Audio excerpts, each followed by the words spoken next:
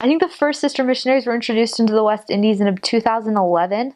They started out with local sisters who were from islands or countries that were part of the mission. So, and I met one of them. One of them was from Trinidad, and she was the first sister to serve in Grenada. When I served in Trinidad, I met her, Sister Camejo. So they started out with the local sisters, and then in 2011 or 2012, they called the first North American sister to the West Indies. Her name was Sister Butler. We all know her because she was so recent, really. And so she came in, and I really feel for those first sisters. They paved a lot of hard ground because they were being trained by sisters who had never really been trained. So there's a lot of hard work to do, and they were always opening up areas because there weren't any sisters. They were blazing a new trail. And so it's pretty recent. So when I got into the mission, there were more out of 180 missionaries, maybe 20 of them were sisters. I doubt more than that. Not very many. My group was one of the first large groups. 6 sisters came into the mission with me, and before that had just been, there was one group of like 5 sisters who came in before that. Before that, it was just a couple at a time. And so we came in, and it was just really cool because you could see the sisters getting better at what they were doing as they got more training, and as we had more sisters, it was just cool to see how the mission grew and developed, and kind of got accustomed to having sisters in the mission, because it wasn't something that had been there for very long. It just started with a few years before that. And the stories that were told of them they were like legends for us, you know. My trainer's trainer had been trained by one of the first sisters here, and you know, we were really grateful for them because it was really hard for them. It was a lot easier for us, and it will be a lot easier for the generations that come after mine did, you know. Just in terms of having areas that are accustomed to having sisters, having leaders who are accustomed to working with sister missionaries, and as there are more experienced sisters, because sister training leaders got introduced right at the beginning of my mission, and that gave sisters more training opportunities, and so sisters started baptizing more. It was just really, really cool to see how it's getting better and better, and sisters are really powerful missionaries. We need them out there, so it was cool. Okay, I have some tips for sisters. So first of all, when you get down to the Caribbean, sisters, you're going to be very shocked by the way the men are.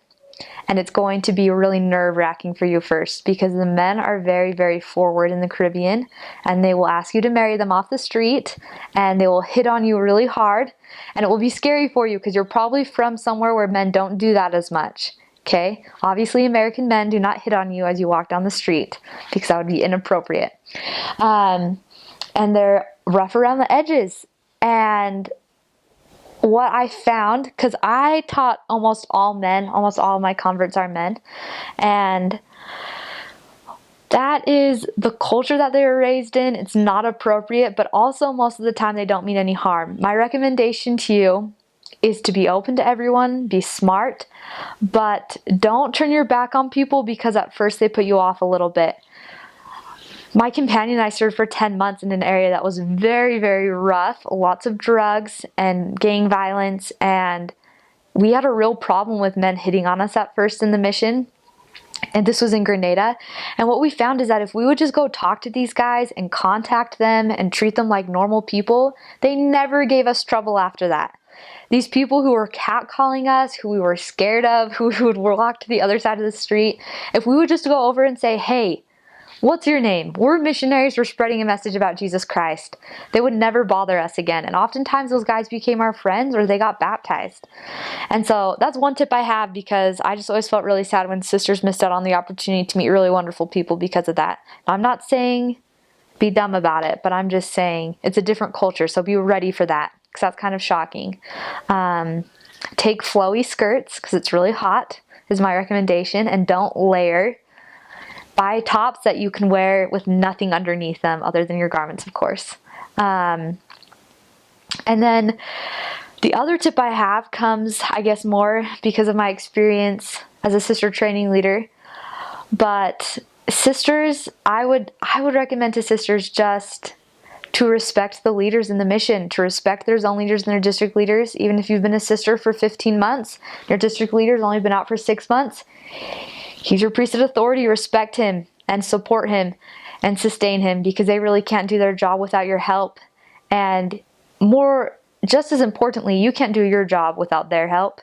And if you want to be a good missionary, if you want to have the respect of the other missionaries who are serving you around you, then work hard and be obedient and respect the elders and the leaders.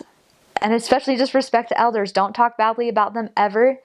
Work hard. If you're having trouble, you feel like with missionaries respecting you or treating you well because you're a sister, you might be in a mission where sisters are new and elders aren't used to having you around, then just be a good missionary. Don't whine about it. Don't complain to anyone. Just be a good missionary, and people will respect you for that.